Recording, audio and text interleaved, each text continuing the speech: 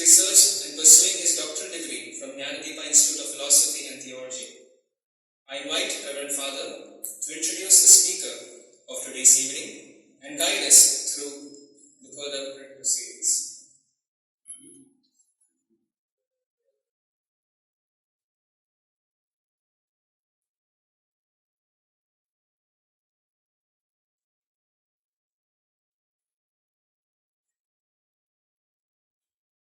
Good evening, one and all. I'd like to take this opportunity to give a brief introduction about our speaker, Reverend Dr. Cherian Panicker, who is from Kerala and residing in Maharashtra, Trivandrum. Owns education qualification MSc in PhD.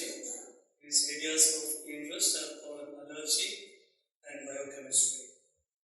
An academician, he worked as the former head of the Department of Botany and Biotechnology at Berchmans College, Trivandrum. He was the former principal of Sarvodaya Central Vidyalaya, Trivandrum, Vishwadeep Higher Secondary CBSE School, Kartakada, Rice College, Pune. He held positions such as Member, Board of Studies, University of Kerala, Member Human Ethics Committee, Regional Center, Trivandrum, Program Officer of the National Service Scheme, Kerala University for 10 years, Coordinator of WWF Nature Club, Marivanias College, Trivandrum, Secretary, Center of Revitalization of Basic Science since 2003, Member, Managing Council, Cherian College, Archdiocese of Trivandrum, Vice President of Malangara Higher Education Board of Major Archdiocese of Trivandrum, Member of the Catholic Council of India and Kerala Catholic Council, Member of Synodal Commission for Education and Synodal Commission for Liturgy of the Malangara Catholic Church.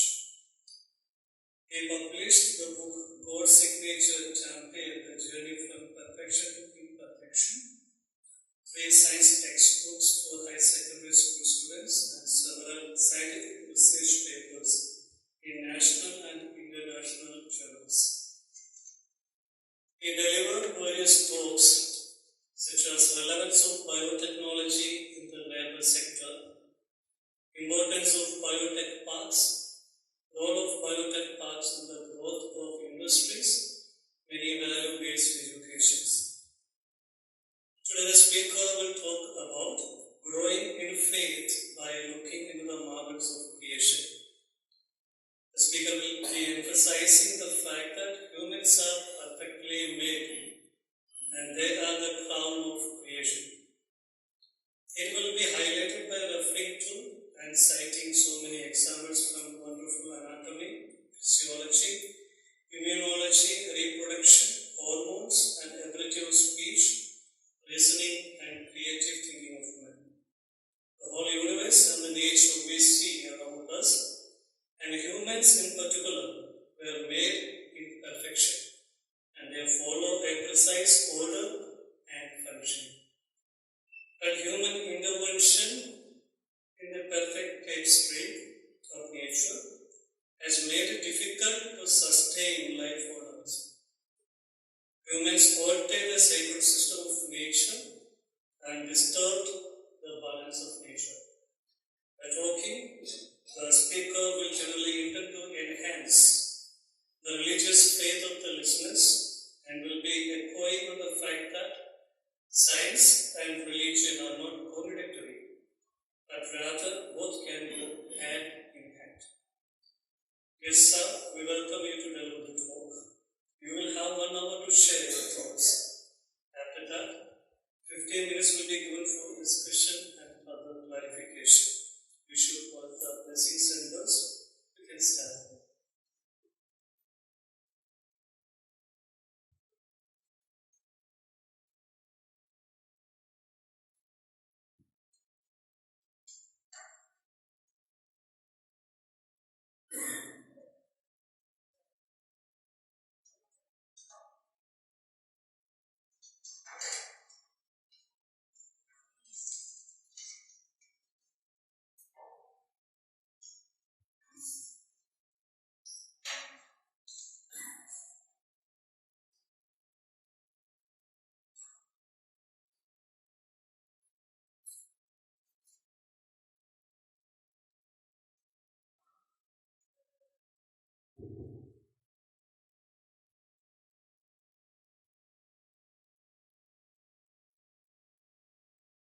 Reverend Dr.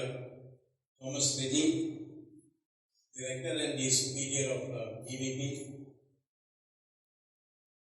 Reverend Dr. Titus John, the Director of this Institute,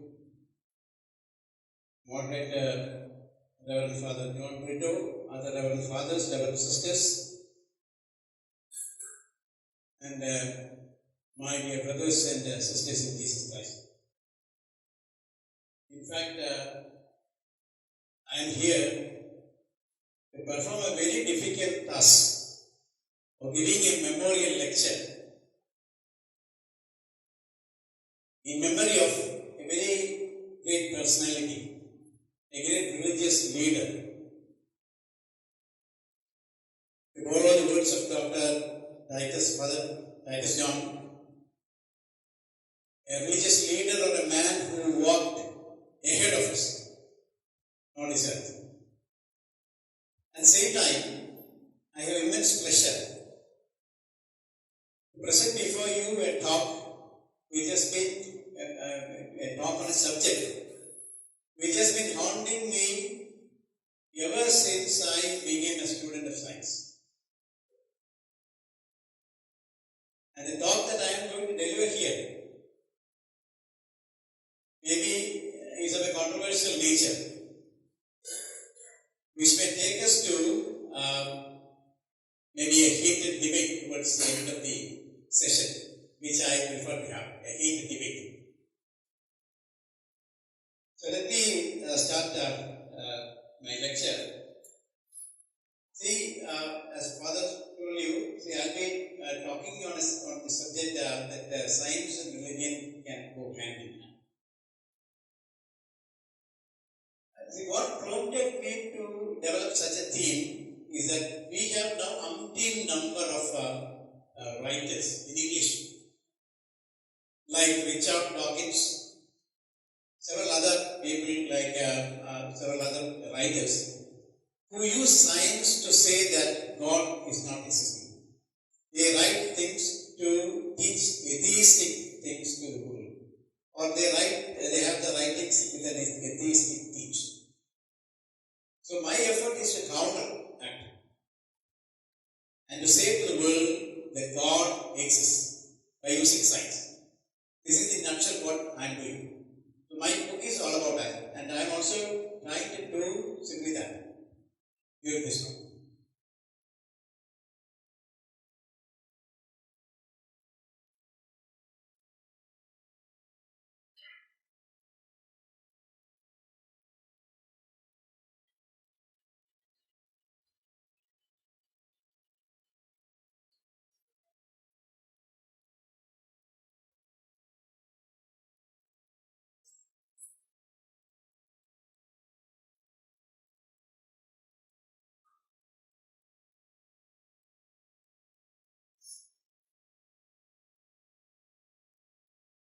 I will begin the talk. As is written in the heading, growing in faith by observing the marvels of creation. So if you observe nature, you can grow in faith day by day by observing nature.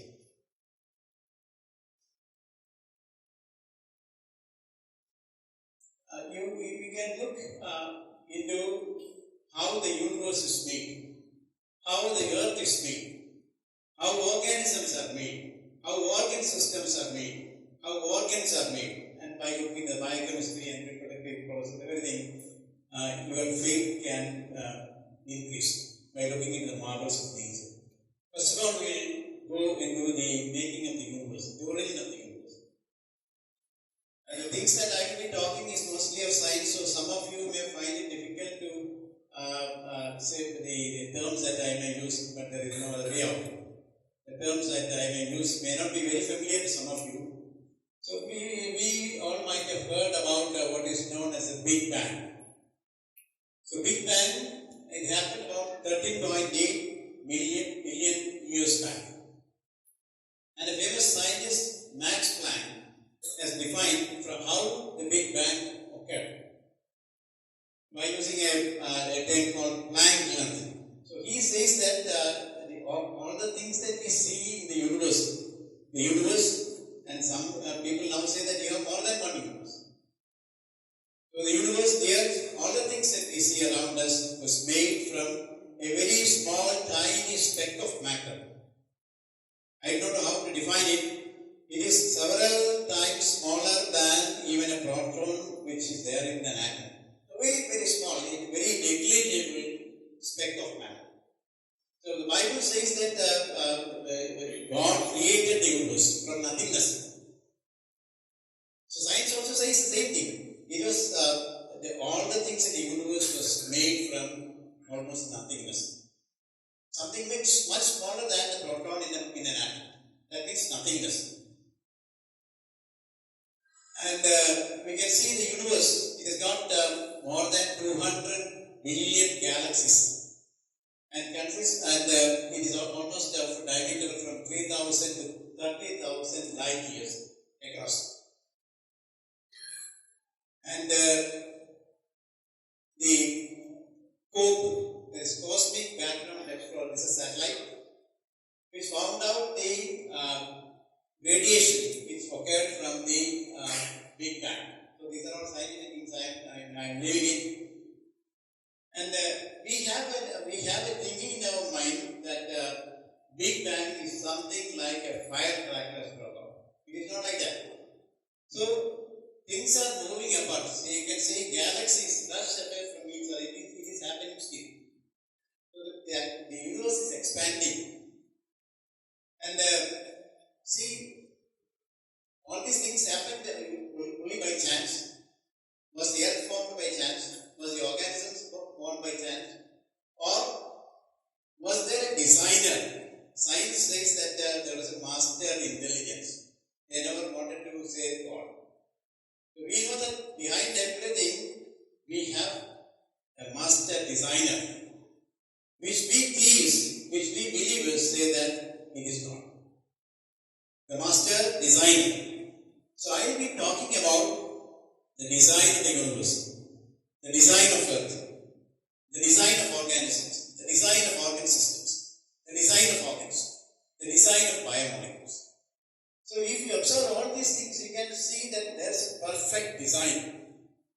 And for a design to be there, you should have a designer. And God is a designer. This is what I want to tell you in a nutshell. So,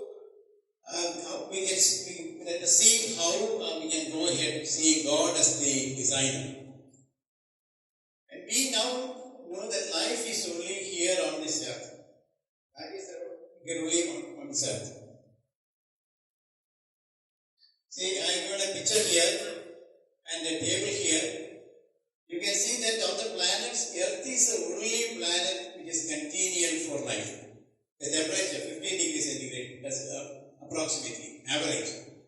But all the other planets, if you look, Mercury has 167 degrees, Venus 464. All the other planets are having minus degree.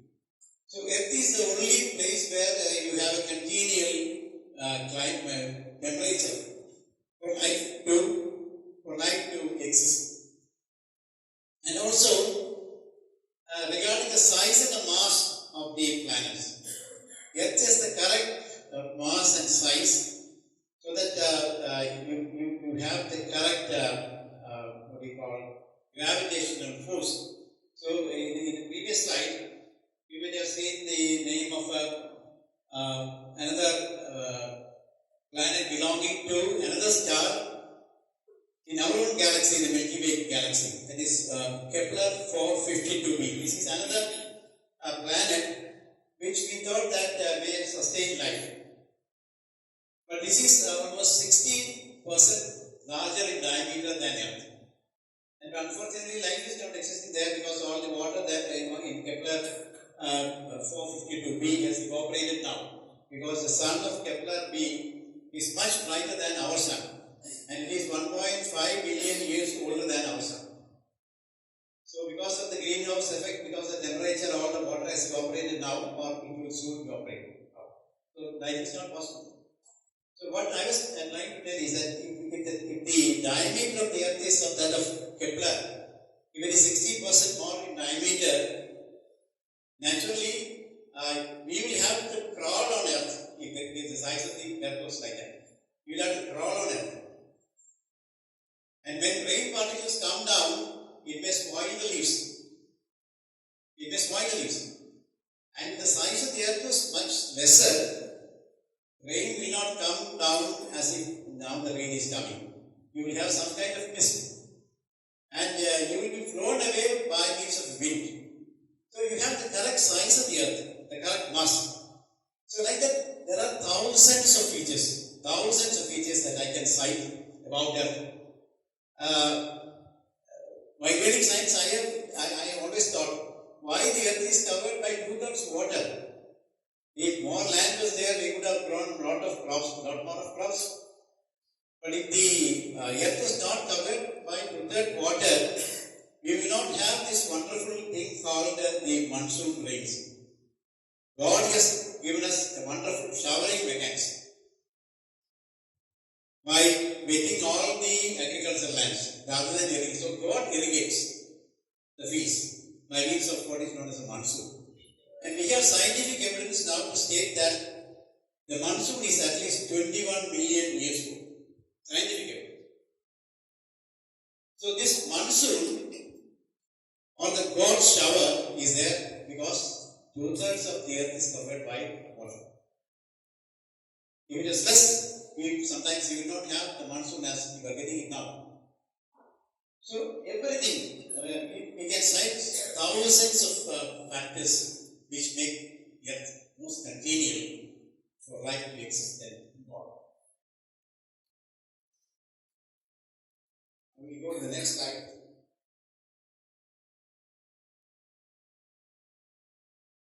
I already told you. And then another thing, the presence of water, oxygen and nitrogen. Nitrogen constitutes about 79 point something, almost nearly 80%. Oxygen almost nearly 20%, that is 19 point something, around 20%. The rest is carbon dioxide, argon, so many gases like it, 1%.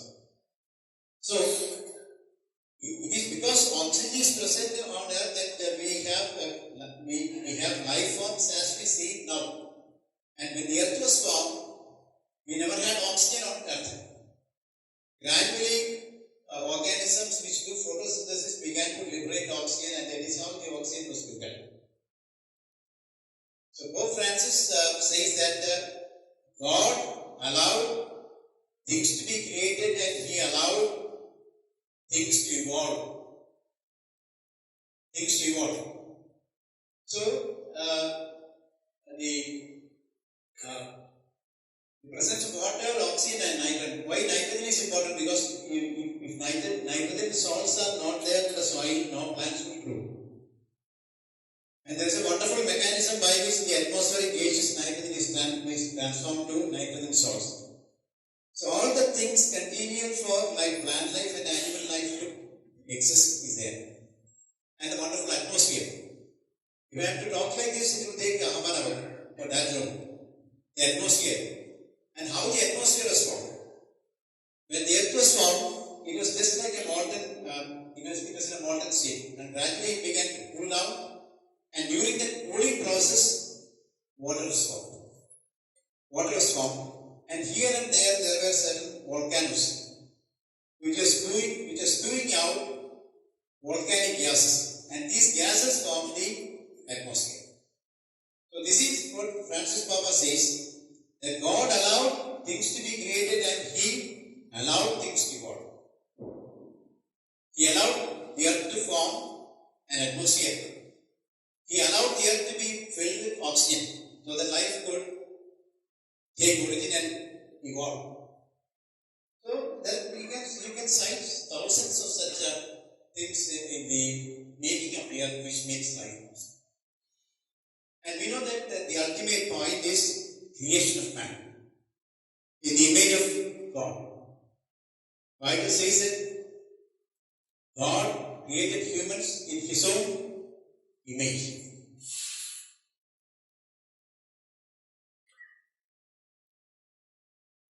Now this is you see all this debate. I cited the name of some writers.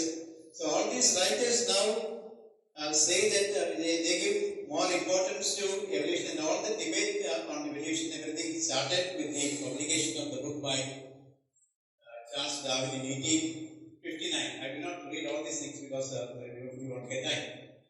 So in 1859, Charles Darwin came with a theory called the theory of evolution, and he presented it in a book called The Origin of Species.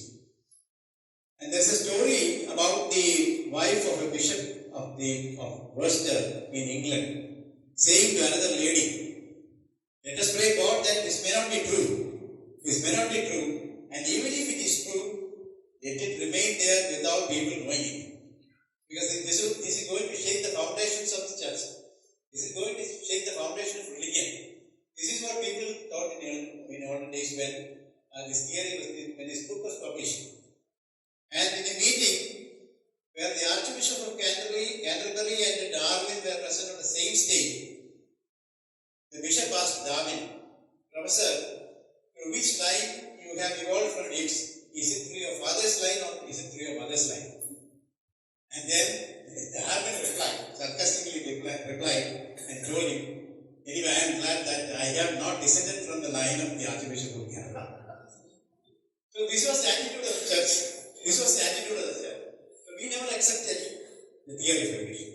But later, after 10 years, the First Vatican Council taught that faith and reason are separate domains. Each is free to develop in its own way. And then later, Pope Leo, Pope Pius, the Jesuit priest Cherian, Saint John Paul II, then Pope Benedict XVI, Pope Francis. I will concentrate on the last two. Pope Benedict XVI says, "There are so many scientific proofs in favor of evolution which appears to be a reality."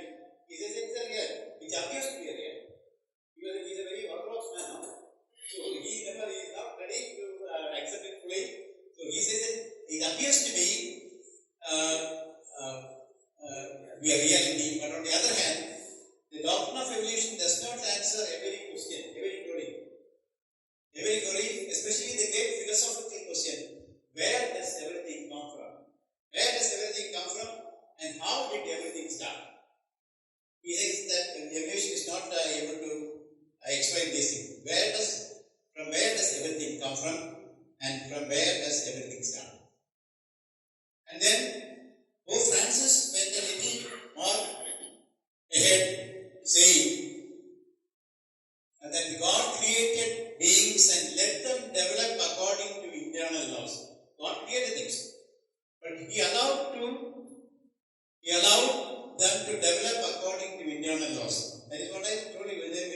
In the initial days when the earth was formed, there was no atmosphere, there was no water, there was no oxygen on earth. So God allowed all these things to be formed according to internal laws. And also when organisms were created, God allowed them to evolve according to internal laws. Even now, you have evolution. What we have seen in 2019, the coronavirus, which we call as SARS-CoV-2, is a new virus which we had never seen before that.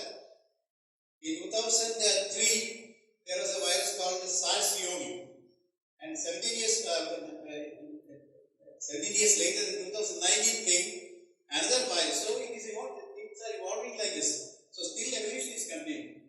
So the church is not now against evolution, but the church says that evolution is not able to explain everything. At certain point, evolution is not able to explain everything, and that is that is the view of the church now. So I will be talking in this line that evolution cannot explain everything. Now I quoted Job 12, 7 to 10.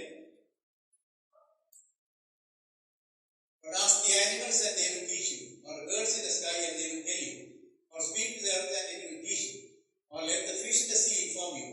Which of all these does not know that the hand of the Lord is done? So if you look around you, the birds, the plants, the organisms, in all these things things you can see the hand of God. So by looking into the marvel of creation, you can very well learn and you can think in your mind that God is there. God is there. So Job says exactly the same thing. Look at the sea, look at the fishes, look at the birds. They will teach you that God is there. This is what we people of science like me, we are doing. Our faith in God grows day by day when we look into organisms. We'll go to the next slide. This is a quote by Shakespeare in Hamlet about man. I'm not going to specifically know these things. What a piece of work is man, how noble in reason, how infinite in faculty. We are infinite in faculty. Man is the pinnacle of creation. In form and moving, how express and admirable. In action, how like an angel.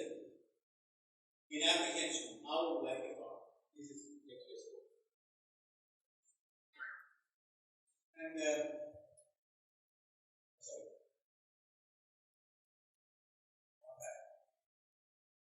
now we will begin from here.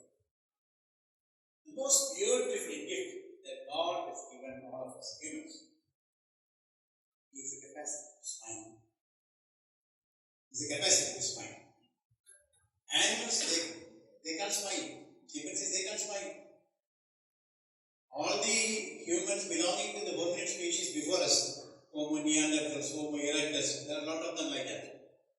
None of them smile on the earth. They knew how to laugh, but sometimes even knowing the meaning of laugh. We crack jokes and hearing the jokes we laugh. Because we know what is the meaning of that joke. But chimpanzees and other animals or other humans belonging to the hominid species, they may laugh, but they never smile. Smiling is an entirely different thing. It's a beautiful gift that God has given. We take some 43 cheek muscles to produce a smiling face. I don't know whether I am having a smiling face. So anyway, the poet Spike Milligan says that if one of us starts smiling on the earth, that smile is contagious. That is the name of the poem. Smile is contagious. So if one of us starts smiling, the person next to Father Thomas Reddy is smiling. So it will go now to Father Titus John. So like that it will go on and it will go unto the end of the earth. So if one of you can smile on earth, you can make the whole earth smiling. So smile is the most beautiful gift that God has given us. That is what I want. And you need more muscles to have a frowning face than the muscles that you need to give a pleasant face. So always be pleasant face. Always have a pleasant countenance. That is why what I wanted to tell all the Reverend sisters here who are aspirants, who are going to be sisters, the aspirants, and all the people gathered here, especially the youth, always be with a smiling face. And the poet says, a single smile just like mine could travel round the earth. Let us start an epidemic quick and make the world smiling. Make the whole world smiling. And we go to the next slide.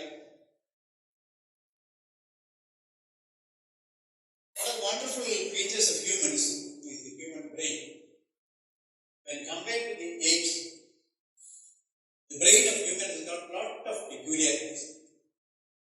Our brain is almost 1,400 cc, cubic centimeter, 1,200 to 1,400. The Neanderthal man, which lived along with us, and sometime before us, they also had almost 1,400 cc brain. But they never had the capacity of the human brain, because we had something called as the upper brain. The upper brain is called the new brain. Why is it called new brain? Because it is newly evolved. Usually humans have the new brain. Neanderthals had very little of the upper brain or new brain. But our new brain or the upper brain is much developed. And our brain gives lot of space for speech. Lot of space for speech. A much wider area is given for the tongue, the lips, of speech. And lot of area is also given in the brain for hands. You do lot of things by your hands and your fingers. Your little fingers. You can type on the computer. You can do lot of things, soft things. Okay. And at the same time, you can do also rough works with your hand. So all this is due to our brain. And now the face, the tongue, the lips and the hands are given a wider area in brain in the human. How do we store things in the brain? We know that the brain is composed of cells called neurons, and these neurons actually they form what is known as connections called synapses, and it is there that we store the informations. And one capacity of the human brain is that the human brain is so flexible, the plasticity of the human brain. See, when we are school children, we learn certain things. But when you go to college, you always you erase all those formulas and you evolve new formulas. You study new things. Even in faith, even with regard to the things that you teach in the seminary also. When you are children, you are taught certain things. But when you are little grown up, you are again taught some other things. It's slightly different, and the brain is able to understand because you erase all the earlier synapses and form new synapses. So this is the most important thing in learning. This is because of the plasticity of the human brain. So that is why we are able to learn. Another thing, there is something called as RAS, reticular activating system, in the brain, in the human brain, only in the human brain.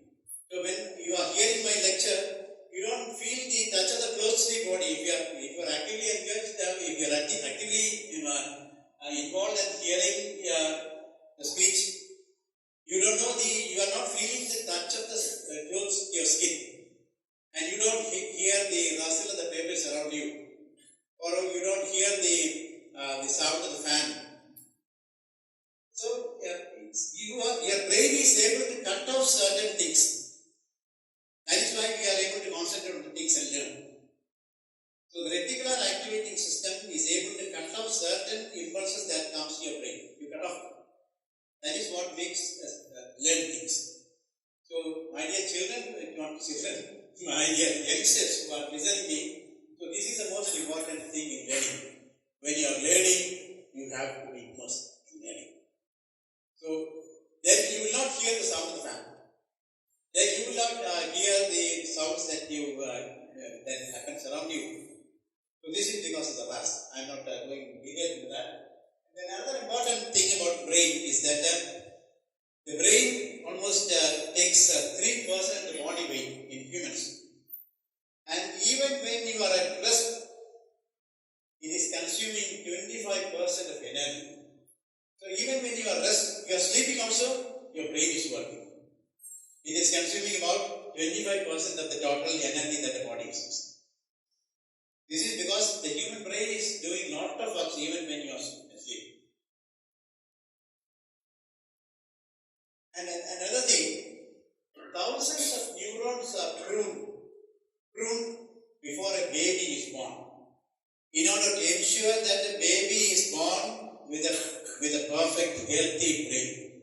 Thousands of neurons are pruned before a baby is born. So this is another mechanism. This is another mechanism in the design of God. And also, after the age of 35, you lose about 1,000 neurons a day. But still, we are able to perform all our duties and even learning by using our brain, even after losing at the rate of 1,000 neurons a day. Bible says that Abraham lived up to the age of 175, no? So, even you can live up to that age with your brain intact, even when you are losing 1,000 neurons a day. And the brain is a very is a wonderful mechanism. It's a wonderful organ that we humans have.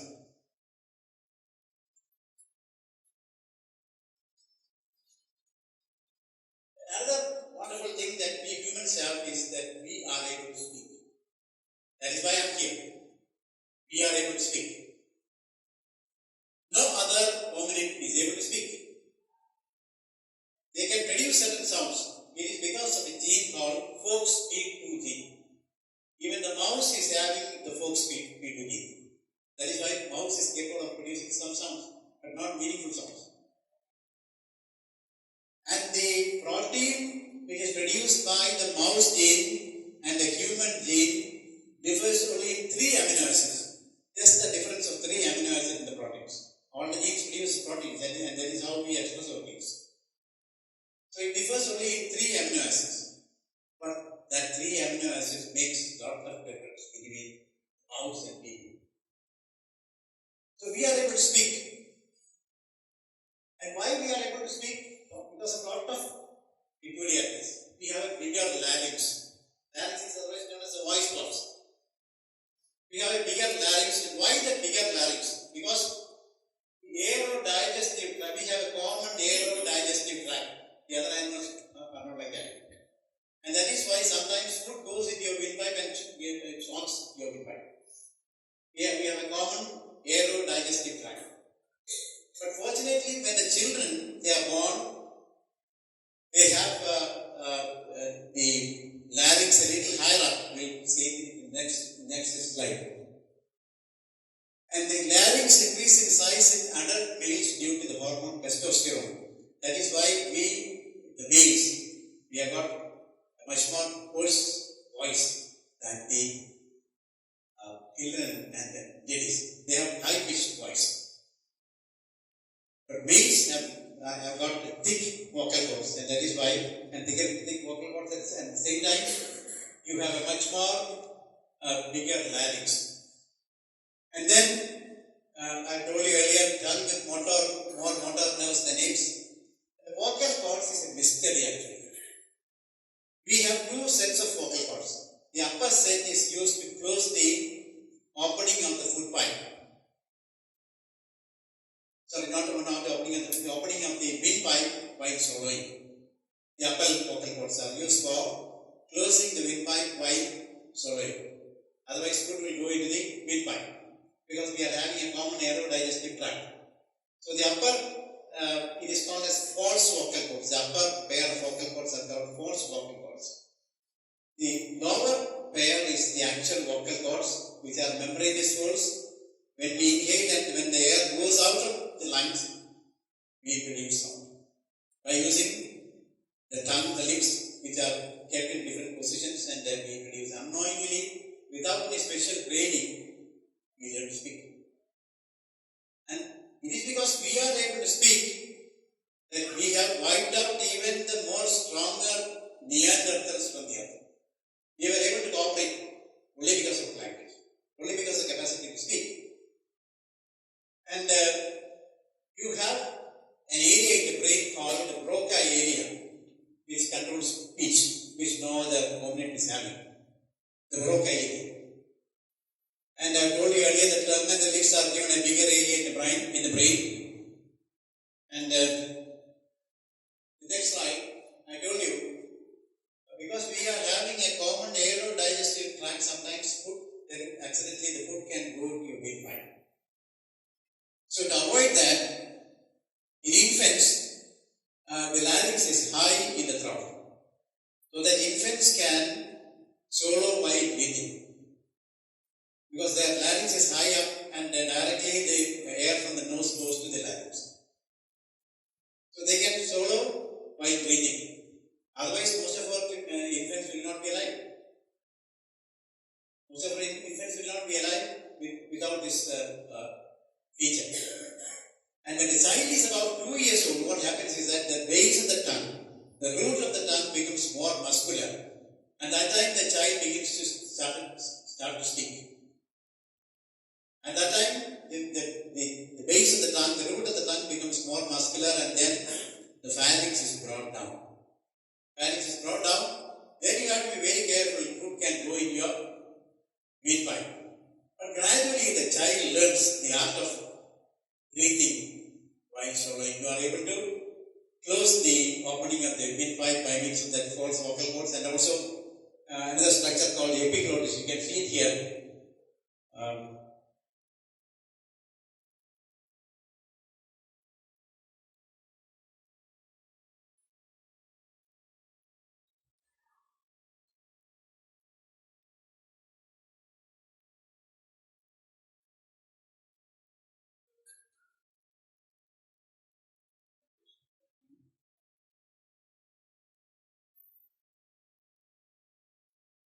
Anyway, the epiglottis, which is called as a small tongue, that deflects the food that goes into the mouth to the esophagus, the food pipe, without going in the bladder.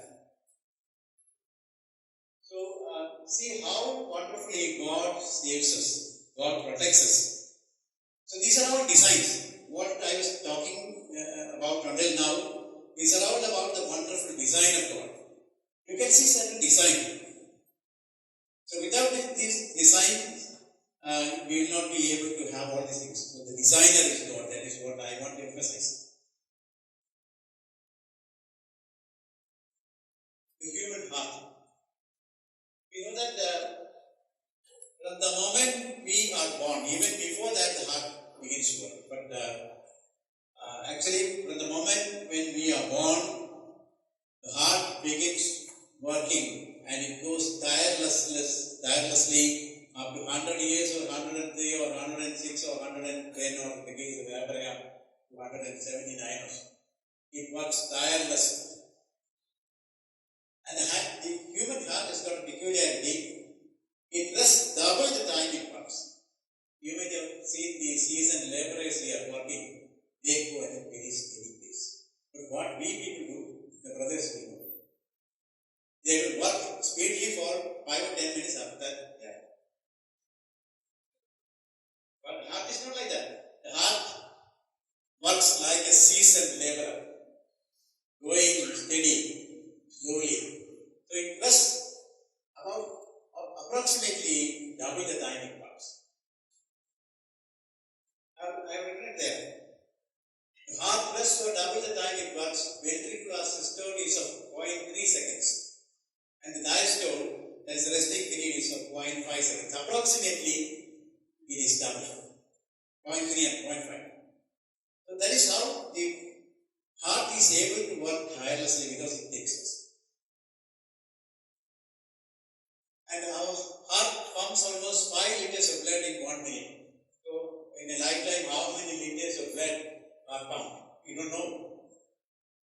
And our heart is well protected behind the body structure called sternum here, and is well covered by the pericardium, the myocardium. Myom is muscular. A lot of things. I am not going to detail into that. Anyway, between the pericardium and the myocardium, there is a fluid. So our heart lies in a fluid, it is lubricated. So that small shock and all, your heart is able to withstand because it lies in a fluid. Well protected by a fluid in between the outer covering and the inner muscular covering. And then we have a wonderful thing called the SA node, the sinoatrial node, which is actually emitting a current. It is actually emitting a current. And that is what is called as a nature's pacemaker. When this fails, you fit with a pacemaker in your heart. So this is the nature's pacemaker.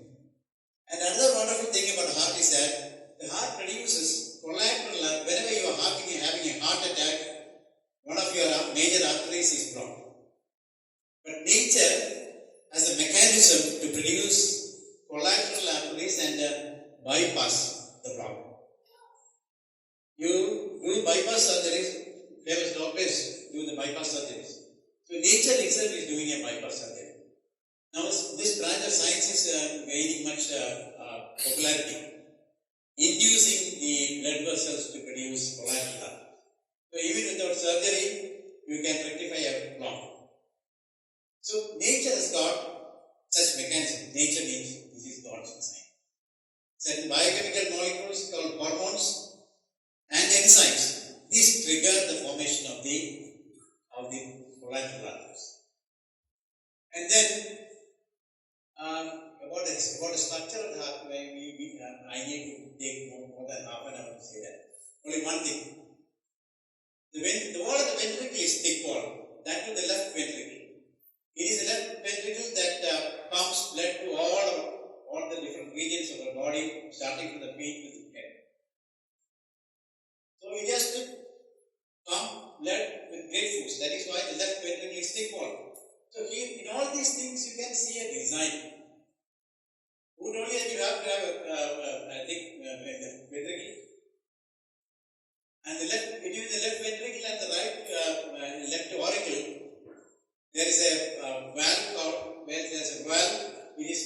bicuspid. On the other side, there is a valve which is made up of 3 loops, tricuspid. If it is tricuspid, the compactness will not be there. That is why here you have only 2 openings, the bicuspid valve in between the left ventricle and the left auricle. So, if I go on speaking like this about the design, these are all wonderful designs in the making of our systems, which makes us alive, which makes humans alive on earth. And then, I don't know how many minutes I have taken now. And one word about RBC. How many minutes now I have taken? 10. No, I have got 10 more minutes, so I have to rush up. So we'll talk about the red blood corpuscles. You all know what is the function of red blood corpuscles. Red blood corpuscles carry oxygen from the lungs to different tissues. That is its function. Now you can see a very wonderful design here. That is, even when the RBC is taking oxygen from the lungs to the tissues, it is not consuming a single molecule of oxygen for its energy needs. It is not consuming a single molecule of oxygen. And it respires without the action of oxygen, which is not an energy saving mechanism. And each RBC contains about 280 million hemoglobin molecules. And the RBC is not having a nucleus, it is not having a mitochondria. And what is the use of all this? The RBC is designed to carry oxygen. His function is to carry oxygen. So if the nucleus is there and the mitochondria is there, a lot of space will be occupied by these organelles. So all these organelles are devoid.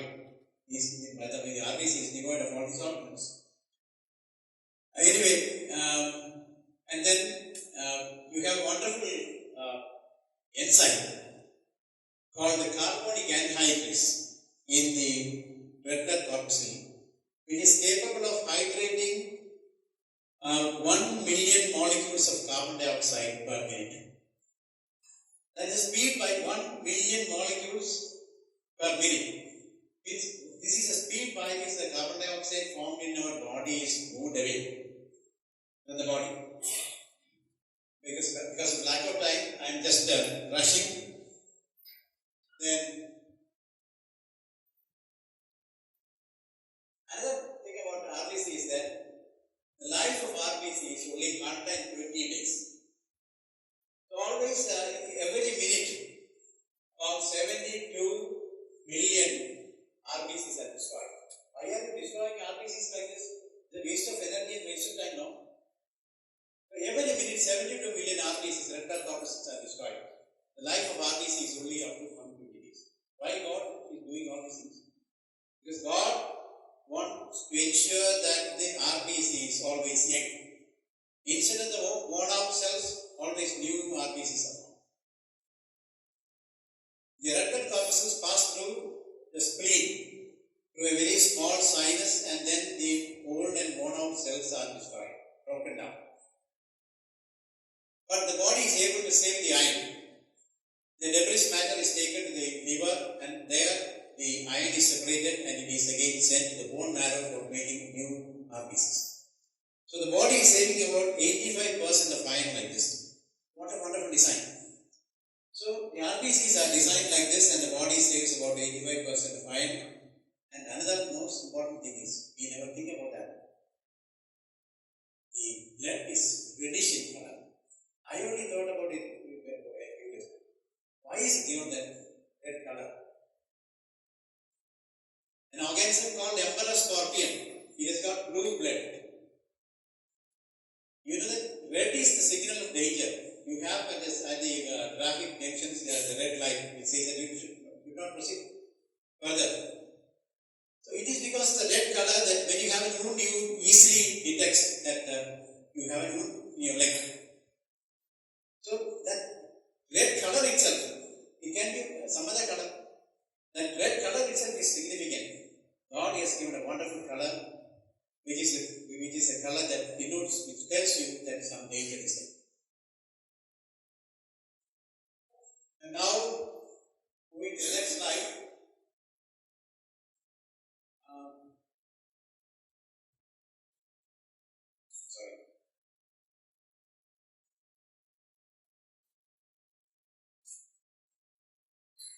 going to the immune system.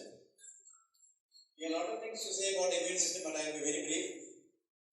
You can see our immune system is dependent on a set of circulatory mechanism which goes parallel to our blood circulatory mechanism called the lymphatic system.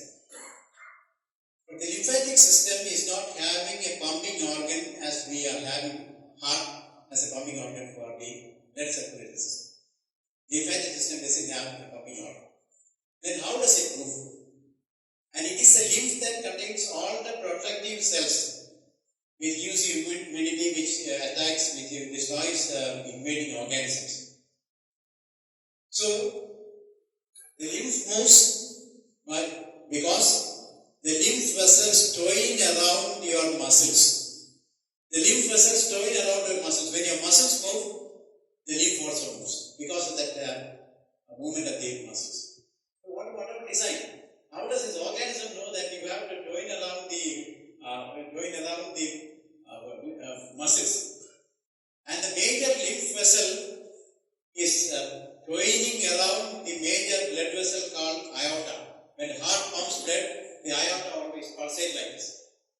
And by taking the energy by the pulsating action of the aorta, the lymph moves. That is why during the COVID pandemic, you were advised to do exercise. Do regular walking or some exercise so that your immunity will be intact. Then only the lymph will move. In olden days, people used to say that if you are at old age, if you are lethargic, if you don't move, if you are bedridden, then you are gone. Means your lymph will not move. So, there is one capacity of the lymph, and then this picture will show you certain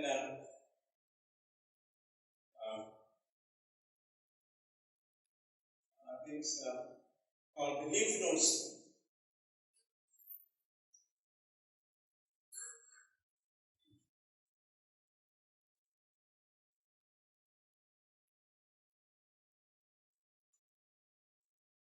We have around 450 lymph nodes in this lymphatic system. And see where these lymph nodes are situated.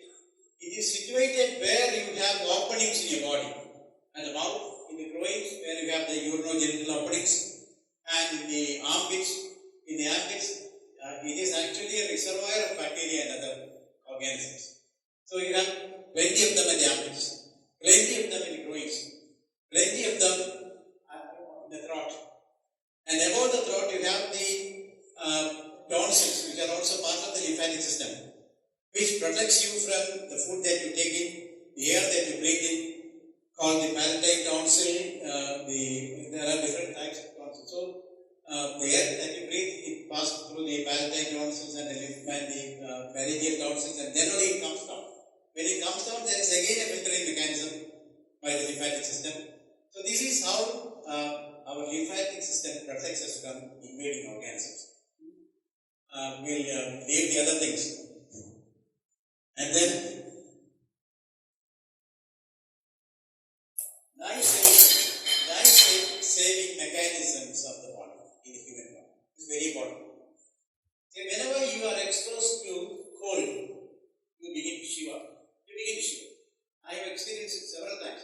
Why do you shiver? Because your muscles, when you shiver, your muscles move like anything. It is equivalent to jogging for 200 or 300 meters. So that is why you shiver. After the shivering, your body will be warmed up. So shivering is a protective mechanism to withstand cold. And when you are having high fever also, we shiver. That's also the same thing. Another thing, the brain, liver, kidneys and the RBCs, they can absorb glucose even without the help of insulin. They don't need insulin. They are insulin free. Why? These are all vital organs, the brain, the liver, the kidneys, the RBCs. So they don't need insulin. Even if the insulin content in your bloodstream goes down, these vital organs will live. Another thing, when you are having a very serious stress, for example, you are in a very serious accident, or sometimes you have heard about people buried down in the soil for 2 or 3 days and then coming alive on the 4th day. So in all these cases, what happens is that during severe stress, Some cells called chromaffin cells produce a substance called epinephrine, which reduces the production of insulin. So when insulin is not produced, what happens? Glucose in the bloodstream will not go down, and that will be available to the vital organs like the brain, the liver, and the RBCs and the kidneys. So this glucose sparing effect is also a mechanism to sustain life in nature. Then at the same time, see, why do you have pain? When you have a cut or a bruise, you have pain. Or when you have a swollen appendix, or what you call this appendicitis, you have pain, severe pain. Or you have a kidney stone, you have pain. So only because of the pain that you go to the doctor and say that I have pain in the abdomen on the right side or on the left side like that. So the pain is a warning signal that God has provided to tell you that something is wrong in your body. And you have certain things called nociceptors, which are nerve endings, which senses the pain.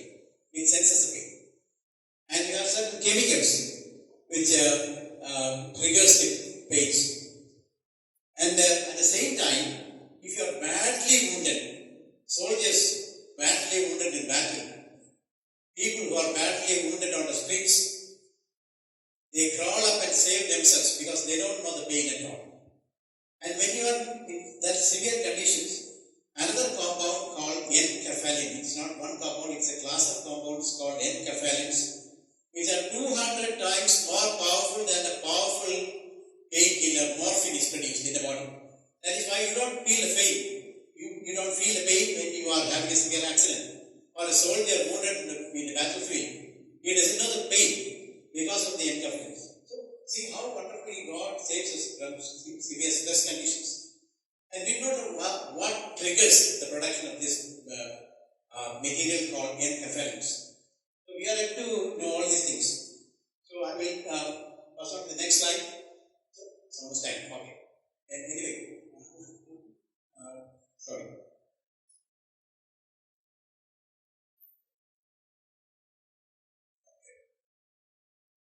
Anyway, we will give all these things. One thing on amount of reproductive system. We finish up with this slide.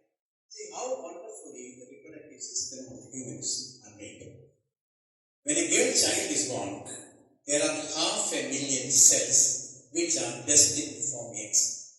500,000 eggs are not formed. 500,000 cells are reserved to be formed as eggs. When the girl child reaches puberty, these cells will divide and produce the eggs. What is the need for 500,000?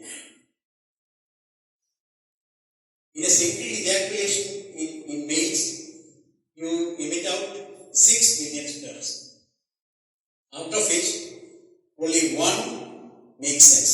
One can go and fuse with it. All the other 99.9999 is waste.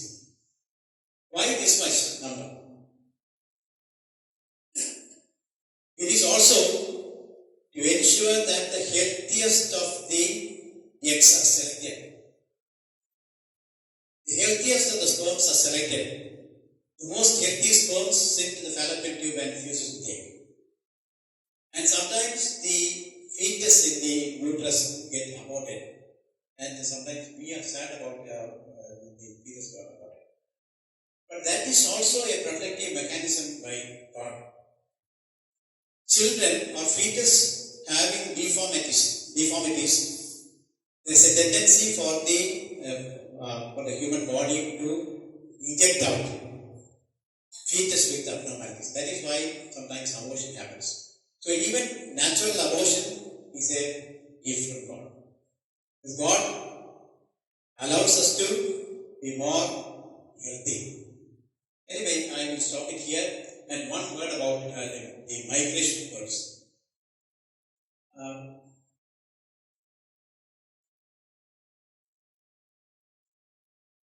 This is the picture of a bird called semi-palmated sandpiper which migrates from eastern Canada to South America, spanning a distance of 4,500 kilometers in 3 days. Wonderfully, this bird has got a stopover, as we are having stopover flights. This bird is having a stopover in Canada, in a place called Bay of Fundy. Why they are having a stopover there is, they stop there and eat shrimps which are rich in fats, fatty acids. And this fats that they are consuming that provides the energy for the next non-stop leg of flight to South America. So who is teaching this bird all these things? And they have got a lot of umpteen number of adaptations. They have got large hearts, high hemoglobin content, and they have got more capillaries in the muscles. And then they have got a lot of peculiarities which help them to have this flight of 4,500 kilometers within 3 days from eastern Canada to South America. Another thing, fats are not soluble in water. Fatty acids are not soluble in water. And this bird has got a wonderful mechanism. These fatty acids combine with binds with certain proteins, and these proteins are taking the fatty acids to the muscles of the wings, not water. So the bird has evolved certain things to survive in this condition and help them in the migration. Anyway, we'll stop and along with this one more thing. You may have observed gentle fowls. Gentle fowls, they don't have the capacity to fly. They don't have the capacity to fly. So they have a wonderful mechanism to give instant energy. So gentle fowls which are not having the capacity to fly, they are more risk from predators because they live on the ground. So for them, they use their fatty acids. They break down the fatty acids and the glucose by using an anaerobic type of respiration to get quick energy. These birds also sometimes do that to have a turning or to take off and down. Anyway, so if you observe all these things in nature, our faith in God has to grow. You see the wonderful realities in nature, the wonderful structures in nature, the wonderful organ systems in nature, the wonderful way in which the earth is made, the wonderful way in which the universe is made.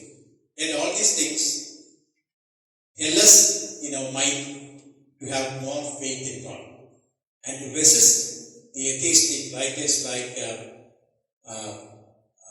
the ones I have mentioned earlier.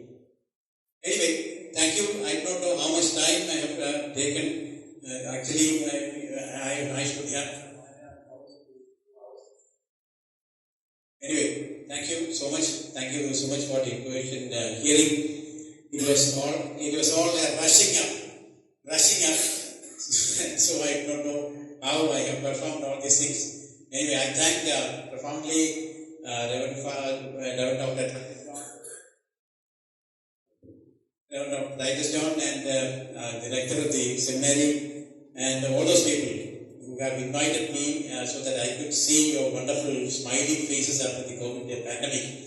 So thank you so much. Thank you so much for your patient hearing. Thank you.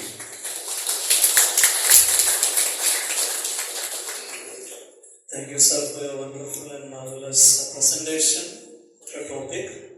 As you know, it's very difficult to understand. Normally, we know that the most important creation in this world is human being, that we are properly designed. We spend a lot of time to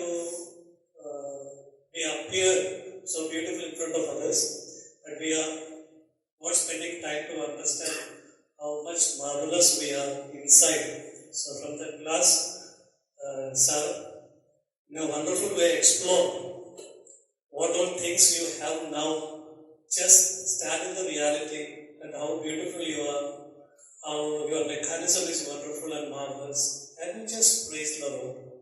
And the Bible always says, the nature glorifies God. So it is there, and Socrates always says, know thyself is the important thing. And the person who has the faith is the reason. If you don't have reason for what you are believing, then there is no meaning. So start from the reason, that is you. So you are still alive, therefore you can add more contributions for his thought. At the same time, if you need any clarification, it is open for you. Thank you.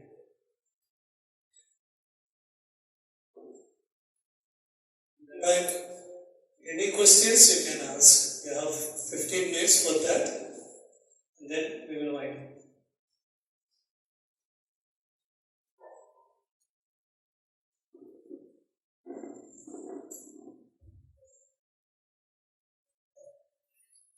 Good evening, sir. It was a wonderful session.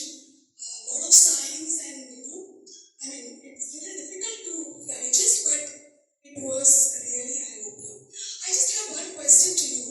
You spoke about the fetus has the capacity to disregard the defective. The uterus has the capacity to discard the abnormal fetus. So then my question is, how come a defective child is born if our design is so perfect? So, that's one question which just arose in my mind. Are you asking your question is over or not?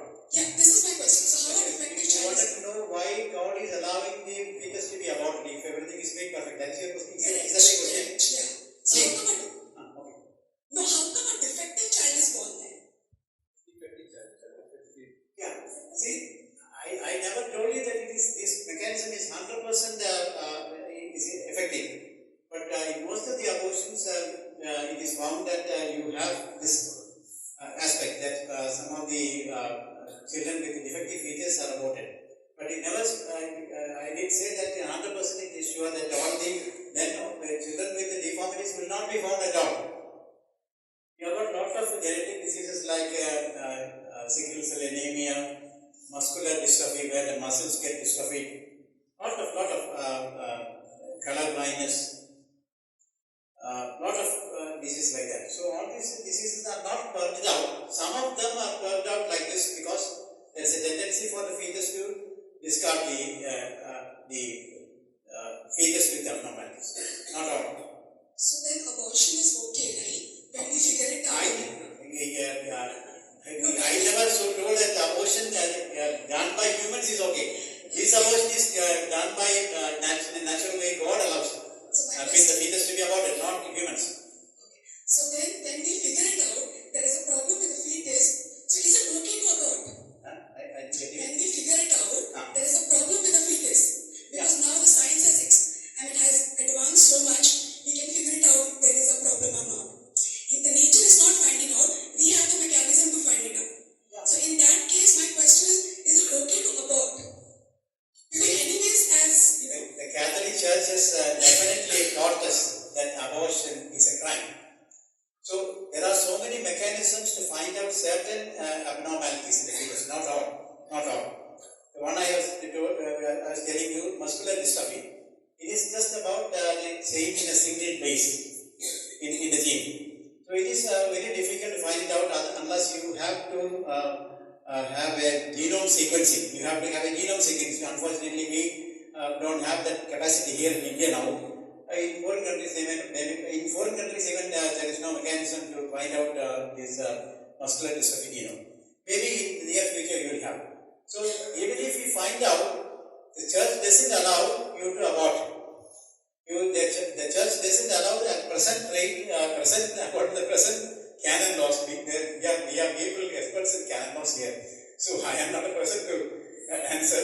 But according to the laws that are prevailing now, the Catholic Church never allows abortion, even if you find that your child is having a deformity. That is it. thank you so much.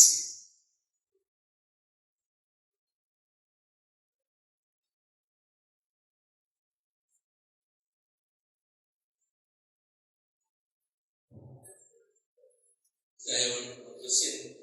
You said God created things and He allows things to evolve. There is the idea of Pope Francis. And along with that, you said COVID pandemic is also a kind of evolution that took place. And also in that evolution also there is a role of God. Isn't it? Definitely. That is what Pope Francis says. And I am also of the opinion that there is a role, God has a role even in evolution. And Francis Papa definitely says that God allows things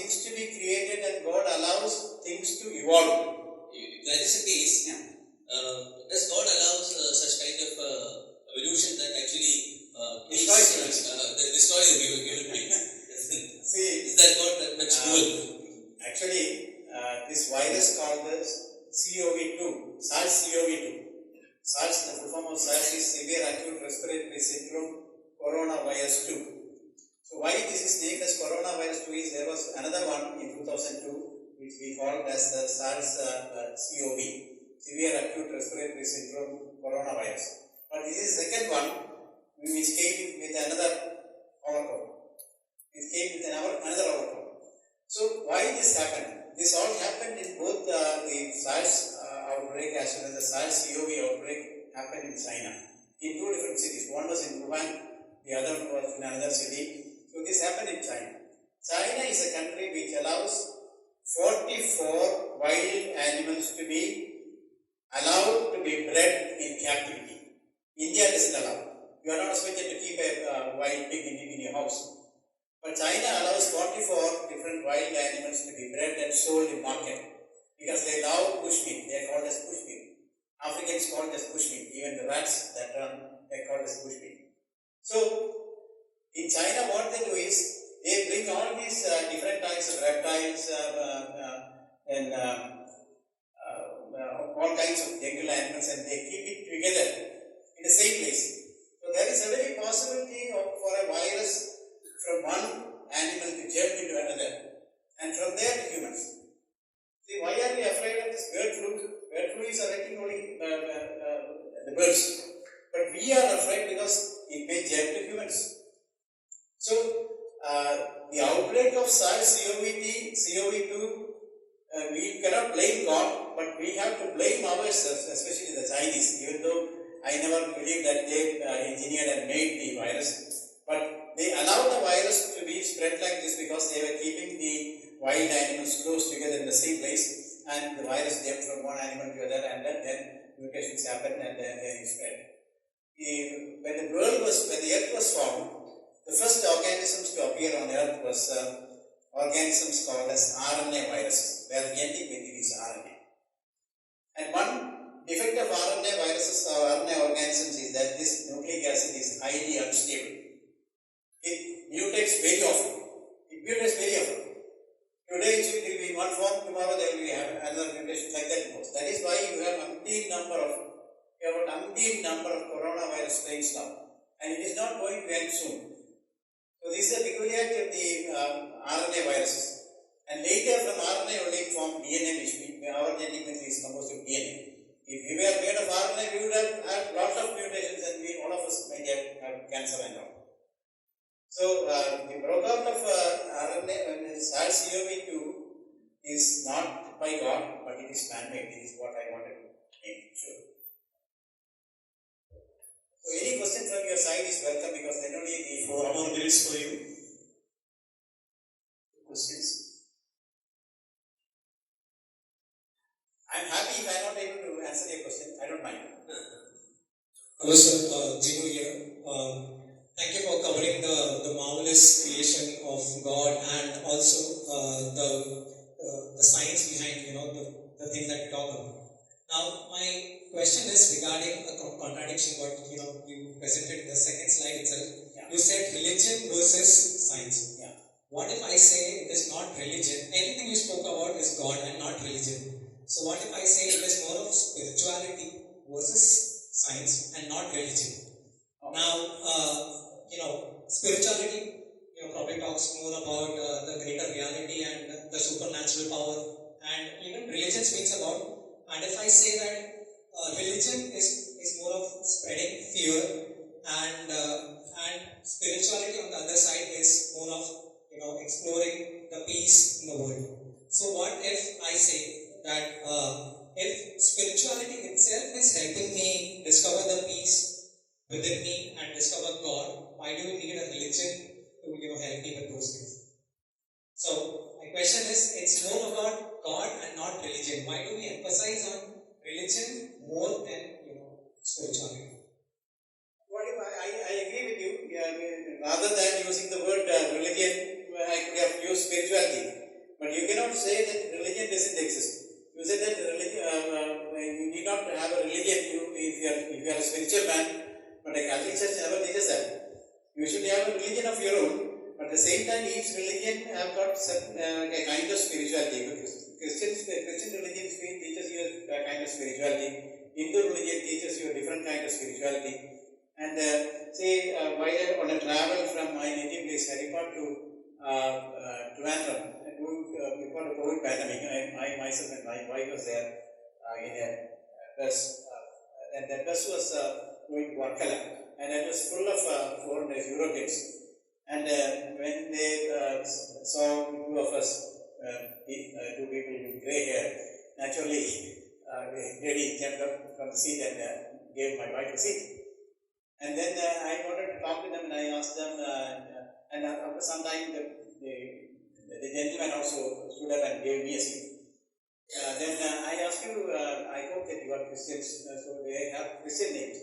And they told me that we don't have any religion at all. So you don't need religion to show things like this. But at the same time, you cannot say that their spirituality is right. They know how to respect old people like that. They know certain things, but you cannot assess their spirituality. So maybe instead of using religion, I could have used spirituality. That's another word that I agree. But that doesn't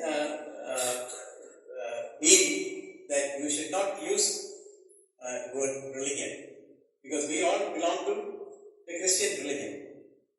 But what happens is that there is a lot of changes in the meaning of words, including religion. Why? Because of us. It is because of us. Anyway, thank you. What's your good name? Tinu. Thank you for your response and questions. This is time to we are going to conclude it. As it has been said in the Bible, as apostles went out and said, we saw, we heard, we touched, and we experienced, therefore Jesus alives. The same way we can speak after we locate this class in the Christian point of view, where we stood and we reflected and we found that I saw myself, I heard myself, I touched myself, I experienced myself, therefore God has created me marvelous. So, sir, we thank you for your wonderful explanations and clarifications and for these sessions. Thank you so much.